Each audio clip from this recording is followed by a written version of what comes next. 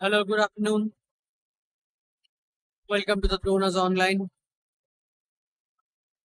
WBPSC Miscellaneous Mains 2024 class 6 लेके हम लोग चले आए हैं। इससे पहले 5 क्लास हुआ, 4 current affairs based, 1 subject based. ये क्लास फिर से करंट अफेयर्स बेस्ड होने वाला है। इसमें एक स्कीम और एक इंटरनेशनल इश्यूज के ऊपर थोड़ा सा डिस्कशन हम लोग करने की कोशिश करेंगे। अच्छा, सबसे पहले जिस चीज के ऊपर डिस्कशन होगा that is national education policy NEP 2020। इसके ऊपर will complete its 5 years in 2025 and it can be important. So NEP 2020 के बारे में पहले डिस्कस करेंगे कि इसका फीचर क्या है, इसका पॉजिटिव रोल्स क्या है एजुकेशन को रिफॉर्म करने में, and obviously what are the shortcomings and challenge. तो ओवरऑल एक होलिस्टिक डिस्कशन करने की कोशिश करेंगे। तो लेट्स ट्राई, लेट्स स्टार्ट। तो ये जो NEP है, नेशनल एजुकेशन पॉलिसी, ये 2020 में ये जो पॉलिसी आया, ये 1986 के बाद, after 1986 it was the first major overhaul. ठीक है, हम ओवरऑल इसीलिए बोल रहे हैं क्योंकि ऑलमोस्ट एवरी एस्पेक्ट को इन लोगों ने टच किया और उसको रिफॉर्म करने की कोशिश किया, इसीलिए इट्स काइंड ऑफ ओवरऑल। ठीक है, और इसका ऑब्जेक्टिव था to meet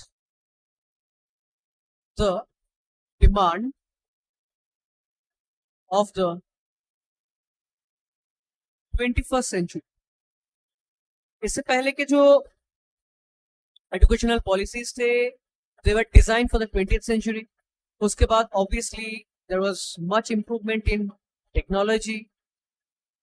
There has been much change in the mindset, in the process of learning, and that's why we needed a new education policy. तो उसके लिए NEP डिजाइन किया गया।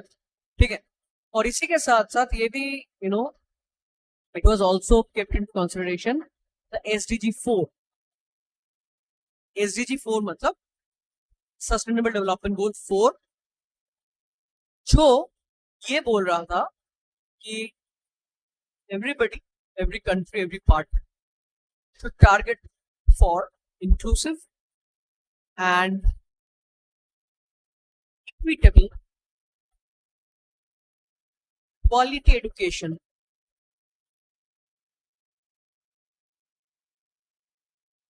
and lifelong learning. A lifelong learning and quality education, inclusive education, all these are part of SDG 4, Sustainable Development Goal, goal number 4. और उसी को fulfil करने के लिए NEP can be a big step. So देख लेते हैं पहले NEP का मेन फंडा क्या है, मेन फीचर्स क्या है। So NEP, it majorly has 8 pointers.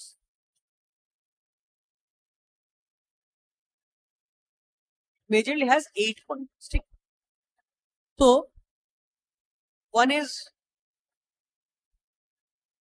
respect for diversity.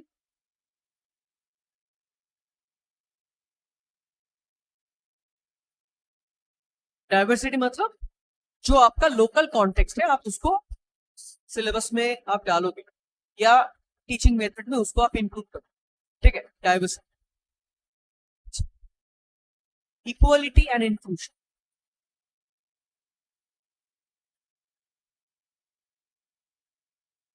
Equality and inclusion मतलब कोई डिस्क्रिमिनेशन नहीं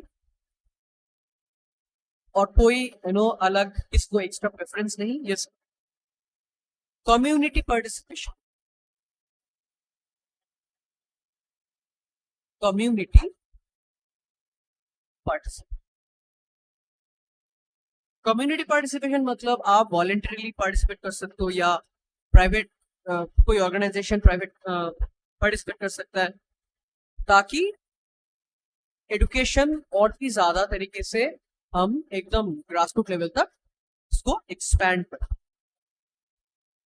use of technology. Since 20th century और 21st century में one of the biggest difference is technological evolution.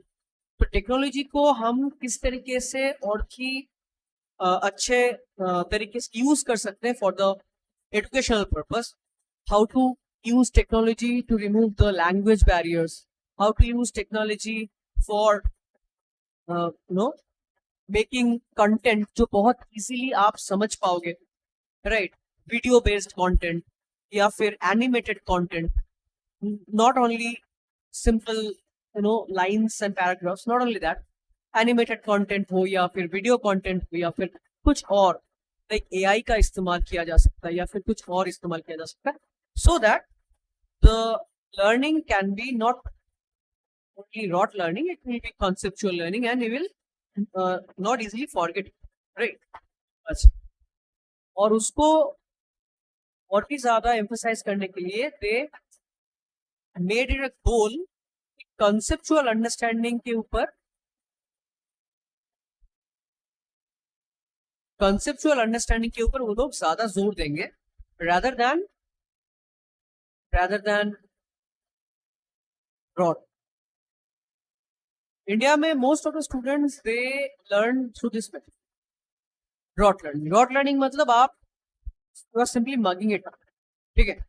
आप उसको एक पेज का नोट है, आप उसको एकदम कंप्लीटली वर्ड बाय वर्ड आपने रट लिया और फिर वही क्वेश्चन आया और आपने उसको लिख दिया, छाप दिया बस. ठीक है. इससे क्या हो रहा है? इससे आप सीख नहीं रहे हो, और simply learning. You are simply mugging it up और कुछ नहीं. द मोमेंट से बाहर कुछ आ जाए आप लिख नहीं पाओगे, क्योंकि आपका तो कंसेप्ट क्लियर नहीं है. अगर आपका कंसेप्ट क्लियर है तब तो आप, अगर थोड़ा सा दूसरे तरीके का सवाल भी है तो भी आप टैकल कर सकते. ठीक है. It is just like having only one arrow in your finger. You should have multiple arrows. उसके लिए you should have conceptual understanding. तो ये एक गोल. और क्या है? और है unique capabilities. Unique capabilities in the sense कि सारे स्टूडेंट्स एक जैसे नहीं होंगे. सारे स्टूडेंट्स का स्ट्रेंथ, वीकनेस, ये सब अलग अलग होंगे. तो आपका अगर यूनिक कैपेबिलिटीज है तो उसको रिकॉग्नाइज करना, उसको आइडेंटिफाई करना. ठीक है. और उसको nurture. That is the biggest. Seventh will be critical thinking and creativity. Critical thinking and creativity, जिस मामले में इंडिया अभी भी बहुत पीछे है, Indian students. Because why? Because we prefer rote learning. Right. अगर आप सिंपली मगअप करोगे तो आप कभी भी क्रिटिकली सोच ही नहीं सकते. आप कभी भी out of the box thinking आपका होगा ही नहीं. ठीक है. जो चल रहा है, जो ट्रेडिशनल है, जो आपका बोला गया है कि हाँ ऐसा ही होता है, क्यों होता है पता नहीं, ऐसा ही होता है. ऐसा ही होता है वाला सिस्टम धीरे धीरे चेंज होने वाला है, क्योंकि आप थोड़ा सा क्रिएटिव थिंकिंग करोगे, आप थोड़ा सा क्रिटिकल थिंकिंग करोगे कि what if. Right. What if ये होता. ठीक है. और ये क्यों होता है, ऐसा कुछ. अच्छा. 8 टॉपिक क्या था? 8 टॉपिक था आपका continuous review. Continuous review is extremely important. ठीक है. तो ये जो असेसमेंट होने वाला है या सस्टेन रिसर्च होने वाला है एजुकेशनल एक्सपर्ट्स के द्वारा, ताकि कोई एक सिलेबस है 25 साल 30 साल से एक ही सिलेबस चल रहा है, वो नहीं. It has to be reviewed continuously so that we can get better every day. तो ये 8 पॉइंटर्स लेके एनईपी लॉन्च हुआ. एंड ऑब्वियसली इसका बेनिफिट्स भी काफी सारे हैं. तो इसके बेनिफिट्स क्या क्या होंगे? It's a huge ambitious project. तो उसके बेनिफिट्स क्या होंगे? उसके बेनिफिट, जो सबसे पहला बेनिफिट आपको दिख रहा है, that is universal access and inclusion. Universal access and inclusion. क्या होगा इसमें यूनिवर्सल एक्सेस इंक्लूजन में? इसमें they want to have 100% GER. GER का मतलब होता है gross enrolment ratio. Gross enrolment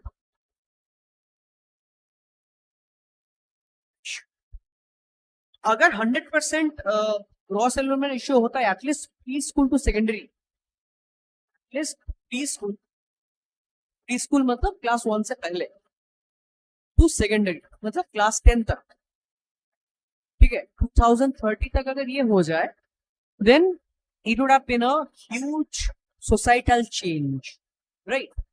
अच्छा, second is quality education. और उसके साथ साथ क्वालिटी एजुकेशन के साथ साथ skill develop, not only bookish learning, also skill develop, ठीक है. Skill development in the sense कि वोकेशनल ट्रेनिंग होगा, ठीक है, कंटिन्यूअस लर्निंग प्रोसेस होंगे. तो जैसे क्लास 6 से ही वोकेशनल ट्रेनिंग प्रोवाइड किया जा सकता है, राइट? अच्छा, और बेनिफिट्स क्या है? Teacher training and professional development. Teacher training and professional development. तो ये एनईपी 2020 ये बोल रहा है कि आप 4 ईयर इंटीग्रेटेड बीएड करवाओ टीचर को, ताकि टीचर का जो एजुकेशन टीचिंग करने का जो क्वालिटी है वो इम्प्रूव हो, ठीक है. और इसके लिए we have NCFTE, national curriculum framework for teacher education. ये डेवलप किया जा रहा है ताकि एंटायर कंट्री में जो टीचर ट्रेनिंग होते हैं उसको आप स्टैंडर्डाइज कर,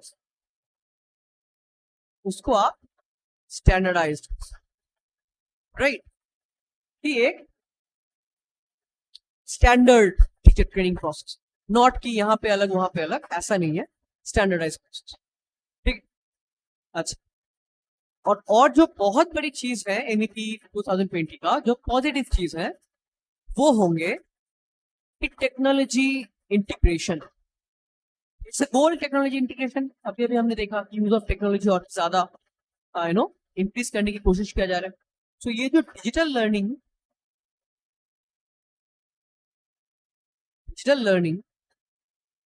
और उसके साथ साथ टेक्नोलॉजी का integration,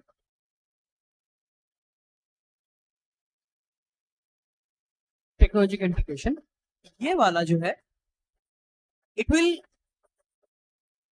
be beneficial because in future it will be more about digital rather than about physical books and all. इसीलिए अगर बच्चे digitally educated होंगे, it will be very very good for the future, and that's why there is a test project called Safal, which is a project that tries to enhance the testing in schools. ये जो test होते हैं schools में उसको enhance करने के लिए सफल एक स्टैंडर्डाइज्ड असेसमेंट है जो प्रोवाइड किया जा रहा है, right? So all these are benefits of any, and it's fine, it's absolutely good because this is the first time after 1986 the education sector has got some new policy, some new initiatives, but obviously कुछ criticism है, कुछ shortcomings भी है. तो let's see what are those criticism and shortcomings में. जैसे सबसे बढ़िया और सबसे ज्यादा जो लोग क्रिटिसाइज कर रहे हैं कि attempt to privatize the entire education system. Now, ये एक वैलिड क्रिटिसिज्म इसीलिए है क्योंकि private schools are not made, not created to serve. Private schools are made for profit, and वहाँ पे education has to be, education will be provided at a cost, right? तो वहाँ पे आपके लिए आपको थोड़ा पैसा पे करना हो. बट गवर्नमेंट स्कूल्स में क्या होता है? गवर्नमेंट स्कूल्स में government is providing education to serve people, right? तो ये जो चेंज हो रहा है ओरिएंटेशन कि गवर्नमेंट स्कूल्स को कम करके प्राइवेटाइजेशन ज्यादा करके प्राइवेट स्कूल्स को ज्यादा प्रायोरिटी देना, इससे क्या हो सकता है? It can potentially it can sideline the marginalized communities. तो marginalized communities जो है हमारे, they cannot afford, those kind of private schoolings. Not everybody can afford those kind of private schoolings. It will be very, very difficult. Government schools जो है वो एक section के लोग जो है वो अफोर्ड कर सकते, because the education does not cost that much. But अगर मान लीजिए गवर्नमेंट स्कूल्स नहीं रहे और एंटायरली प्राइवेट हो जाए, या फिर गवर्नमेंट स्कूल इतना कम हो जाए कि it will be very difficult for everybody to get into the दो schools, then it will be difficult for poor people, the marginalised people, right, to have that. And private school में education सिर्फ it's not only costly, it also comes with another cost called the social cost. क्योंकि हो सकता है आपके you are not you don't belong to that well-to-do family, maybe you are from a very humble background, right? Now हो सकता है आप जब स्कूल गए, आपके जो दोस्त बने या फिर आपके जो क्लासमेट्स हैं, ठीक है, they are very rich, so हो सकता है कि there will be a divide, ठीक, और प्राइवेट स्कूल्स में it is possible. तो इसीलिए generally government schools should be there, and maybe it should be made better with any. So that is one of the biggest concerns, privatization. Second is कि education का जो governance, education का जो policy making, उसका कहीं ना कहीं पे centralization हो.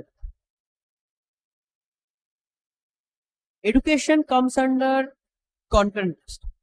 Now concurrent list मतलब स्टेट या सेंटर पार्लियामेंट दोनों इसके ऊपर रूल बना सकते, बट एनईपी में जो दिखाया जा रहा है कि सिग्निफिकेंट कंट्रोल आप सेंट्रल गवर्नमेंट को दे रहे हैं, राइट? उससे क्या हो सकता है? उससे सेंट्रल गवर्नमेंट जिस पर्टिकुलर रूलिंग पार्टी के होंगे, उनके आइडियोलॉजीज हो सकते हैं एजुकेशन में ज्यादा दिखने लगे. तो एक सेंट्रलाइजेशन टेंडेंसी बन रहा है जिससे स्टेट का जो ऑटोनॉमी होता है एंड लोकल नीड्स जो है वो कहीं ना कहीं पे अंडरमाइन हो, ठीक है? अच्छा, इसका एग्जांपल हो सकता है नेशनल एजुकेशनल टेक्नोलॉजी फोरम. ये जो नेशनल एजुकेशनल टेक्नोलॉजी फोरम है, it can raise concern about over centralisation, क्योंकि education is still in concurrent list, तो state has some power in, right? अच्छा, next is digital divide. Digital learning is a wonderful thing only when you have the resource to get that kind of education. Digital divide जो है India में वो अभी भी बहुत ज्यादा है, ठीक है, especially in rural areas. Now you can have a mobile in rural areas, but you may not have the speedy internet जो आपको चाहिए. तो हो सकता है आप लाइव क्लासेस हो या फिर कुछ और हो, आप मिस कर. अगर पूरे इंडिया में प्रॉपर तरीके से internet system is there are digital libraries या फिर क्लासरूम्स जो एकदम even in the rural areas we have it, then only we can completely ensure that yes digital learning is possible.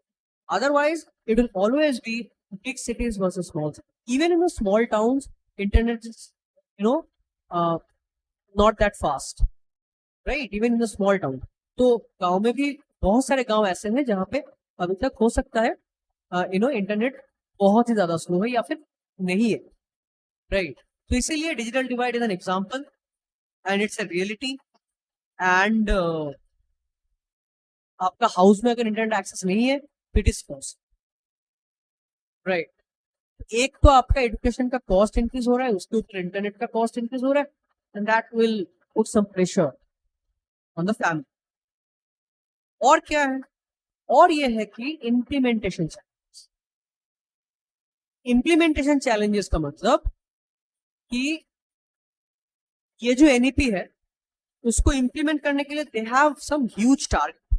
जैसे 2030 में ये लॉन्च किया गया था, तो 2025 के भीतर, like within 5 years, they wanted to achieve foundational literacy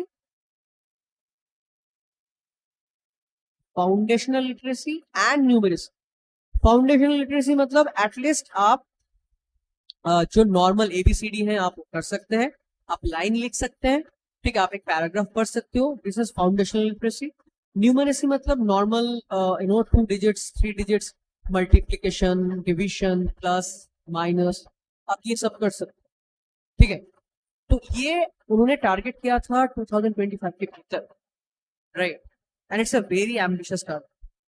it's a very ambitious target इसीलिए क्योंकि India still lacks in funding in the education. Goal है 6% of GDP in education, but अभी तक ये फुलफिल नहीं हो पा रहा. And just because we are not spending that much, you can not have your result fulfil. आपका जो टारगेट है वो फुलफिल नहीं होगा जब तक आप उसके पीछे रिसोर्स नहीं स्पेंड करोगे, राइट. अच्छा, तो in conclusion what we can right?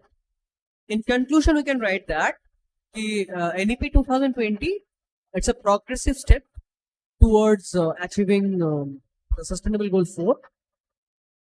However, इसका सक्सेस किसके ऊपर डिपेंड करेगा? डिपेंड करेगा how well it is implement, right, how well it is implement, ठीक. तो एनईपी के बारे में हम लोग अभी लिख सकते हैं. We know its benefit, we know its features, and we know its shortcomings. So we can write an intro, body, conclusion हम लोग लिख सकते हैं एनईपी, ठीक है. अच्छा, तो आप लोग यहाँ पे देख सकते हो कि हम लोग हर ऐसे क्वेश्चन का ऐसे मॉडल आंसर बनाते हैं और फिर उस जो हमारे क्लासेस होंगे, जो हमारे कोर्सेज होंगे, वहाँ पे will try to provide this kind of model answer. We encourage students to write their own, क्योंकि वो सबसे बढ़िया आंसर होंगे. उसके बाद हम लोग कोशिश करते हैं कि एक मॉडल आंसर उनको दें, ठीक है.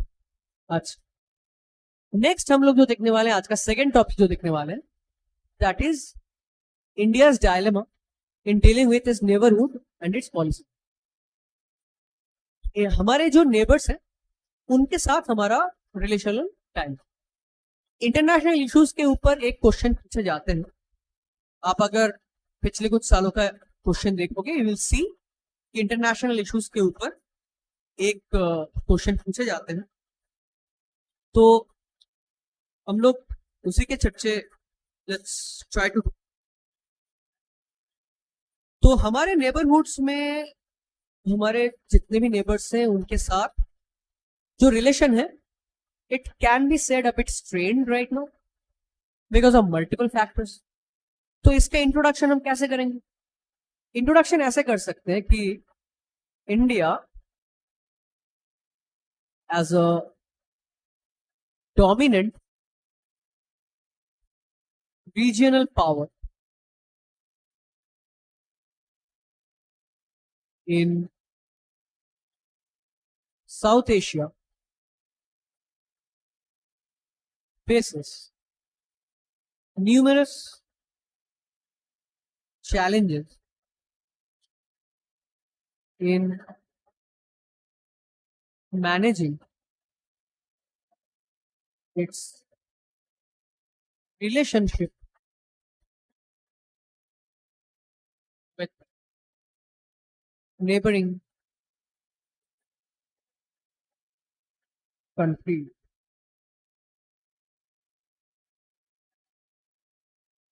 और इसके पीछे रीजन क्या है, क्यों चैलेंज आ रहा है? चैलेंज इसीलिए आ रहा है क्योंकि आपका हिस्टोरिकल कॉन्फ्लिक्ट्स है, आपका हिस्टोरिकल कॉन्फ्लिक्ट्स है, आपका रीजनल पावर डायनामिक्स है. Historical conflict, you can easily understand whom I'm talking about. India, Pakistan has historical conflicts. Regional power dynamics, you can easily understand. I'm talking about China because we want to be a superpower here. They also want to be a superpower. So iska dynamics. And obviously, growing influence of external again China. उनका influence बढ़ रहा है हमारे आसपास में, तो इसके कारण हो सकता है India is facing a bit challenge. तो क्या क्या चैलेंज है, व्हाट आर द डिलेमा. अभी भी क्या क्या डिलेमा है हमारे आसपास में. सबसे पहले तो the biggest issue is obviously the geopolitical competition with China. ये one of the biggest competition, right? Now the problem is कि ये geopolitical competition of China में क्या हो रहा है. China is growing in its involvement in the region. China का PRI initiative है, बेल्ट एंड रोड. तो बेल्ट एंड रोड इनिशिएटिव से वो लोग क्या करने की कोशिश कर रहे हैं, वो लोग एक स्ट्रैटेजिक एंड इकोनॉमिक इन्फ्लुएंस बनाने की कोशिश. ठीक है, एक स्ट्रैटेजिक इन्फ्लुएंस, एक इकोनॉमिक इन्फ्लुएंस. और उसका एक एग्जांपल है CPEC, China Pakistan economic partner. अब इसके कारण क्या हो रहा है कि काफी सारे कंट्रीज में, हमारे नेबरिंग काफी सारे कंट्रीज में ऐसे गवर्नमेंट्स आ रहे हैं जो थोड़ा सा एंटी इंडिया फीलिंग रखते. जैसे आप सब लोगों ने देखा होगा कि लास्ट ईयर मालदीव्स, वहां पे कुछ एंटी इंडिया सेंटिमेंट्स हमको देखने के मिले थे. ठीक है, और इससे क्या हो रहा है कि डिप्लोमेटिक रिलेशंस जो है वो थोड़ा कॉम्प्लिकेटेड हो रहा है. ठीक है, तो China is obviously the biggest factor geopolitical competition. ठीक, और क्या हो रहा है कि रीजनल डायनामिक्स जो है वो चेंज हो रहे हैं इसीलिए क्योंकि एक तो यहाँ पे यूएस का प्रेजेंस अब है नहीं, बहुत ज्यादा रिड्यूस हो चुका है. The moment they withdraw from Afghanistan, the US presence is very very limited. तो उससे क्या हुआ कि entire south Asia like India, उसके जो bordering countries, the entire south Asia, ये वाला पार्ट, पाकिस्तान वाला पार्ट, अफगानिस्तान वाला पार्ट, चाइना वाला, द एंटायर दिस पार्ट, यहाँ पे आपका एक पावर वैक्यूम क्रिएट है. पावर वैक्यूम मतलब कि यहाँ पे रूल करने वाला, यहाँ पे पावर होल्ड करने वाला कोई है नहीं. तो उससे क्या हुआ, उससे चाइना अपना इन्फ्लुएंस एक्सपैंड करता, और चाइना एक्सपैंड करने के साथ साथ क्या हो रहा है, it is also challenging the traditional dominance of India in its neighbourhood.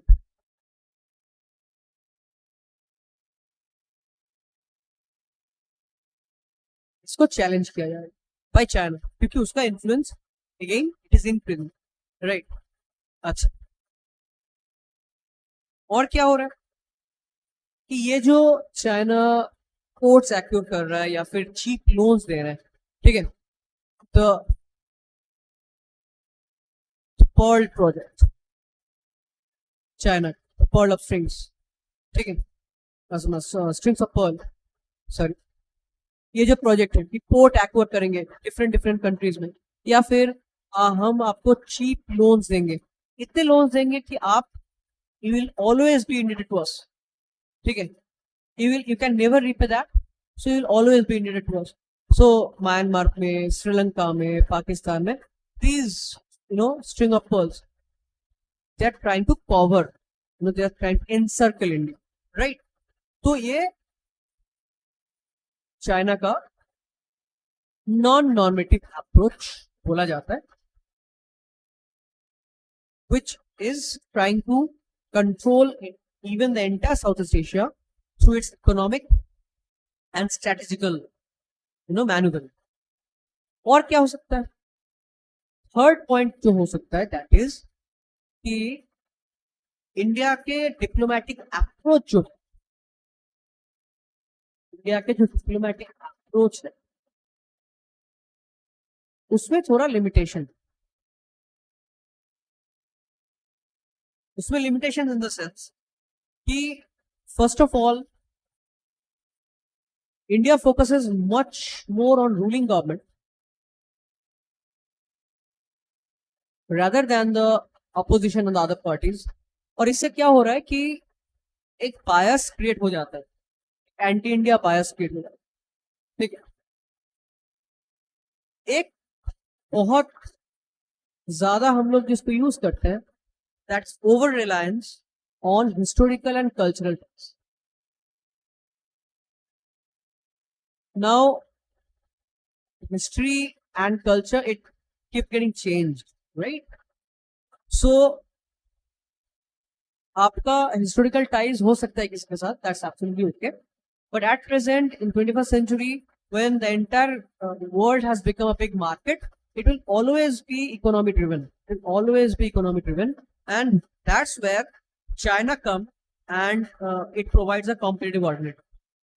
वहीं पे चाइना आके एक अल्टरनेटिव दे रहा है, राइट? अच्छा, और क्या है कि हम लोग जो स्टेटस की वो अप्रोच लेते हैं वो कहीं कहीं कभी कभी it has been seen in negative light कि we are lacking in adopt. Status quo का मतलब है कि जो चल रहा है वो चलने दो, ठीक है. ये एक ड्रॉबैक माना जाता है. Obviously in the last decade, even in the last 25 years, through our foreign ministers, through our diplomatic officers, we are constantly trying to engage with all our neighbors. We are trying to diffuse situations across the border. आपको पता होगा कि हमारे China के साथ there is a long stand conflict over here. ये जो यहाँ का जो एरिया है, उसके बाद यहाँ का जो एरिया है, and then again near Sikkim and Arunachal, we have conflicts here, right? तो ये तो है ही, और इसको डिफ्यूज करने की कोशिश किया जा रहा है. जैसे in Ladakh post lockdown there was some clash in Sikkim and China border. वहां पे there was a threat. Tawang में, अरुणाचल में, वहां पे always China is creating some confusion, ठीक है. Except Himachal and Uttarakhand, the other portion is under the conflict zone, right? And India is constantly trying to mitigate that China threat and all, right? But still, we are lacking in some cases, and that's why the relation with our neighbors is getting a bit complex, a bit, controversial. और जो apparently दोस्त थे वो भी धीरे धीरे थोड़ा सा चाइना के इन्फ्लुएंस में आके एंटी इंडिया एक्टिविटीज को सपोर्ट, ठीक है. तो अभी क्या किया जा सकता है? थोड़ा सा पॉलिसी मेजरमेंट जो लिया जा सकता है जिससे रीजनल पावर डायनामिक्स में भी हम लोग आगे बढ़ पाए. That is, first is flexible and inclusive.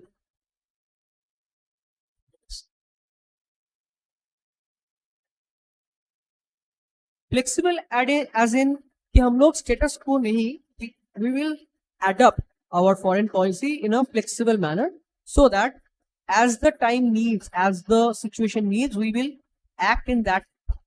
और वहां पे आप सारे स्टेक होल्डर्स को इंक्लूड करो. Not only the ruling party but the opposition leaders also, civil society also, ठीक है। तो उससे क्या होगा कि एंटी इंडिया सेंटिमेंट जो है वो थोड़ा सा कहीं ना कहीं पे आपका मिट सके।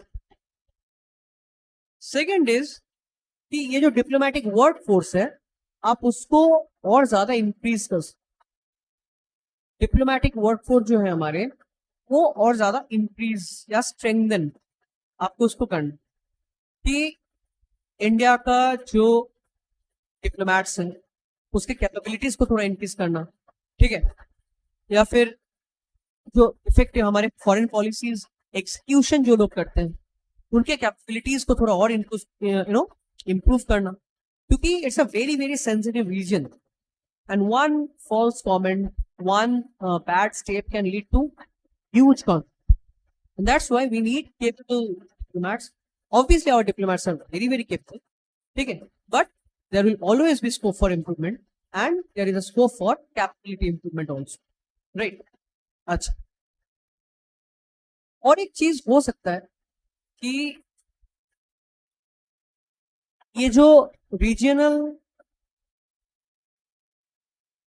रियलिटी है इसको आप एक्नॉलेज करो।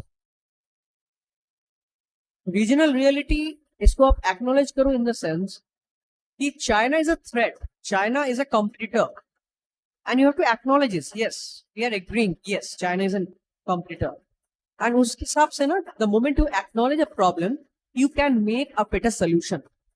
अगर आप denial mode में रहोगे ना, if you are in denial mode, कि no, there is no China threat or something. If you are in denial mode, then you will never perceive the actual problem. So you have to first acknowledge it. Yes. It's a competitor. It's one of our biggest competitors for the regional influence. So what we have to do? We have to acknowledge it and we have to create more realistic and proactive foreign policy. And last but not the least, obviously, engagement with external actors.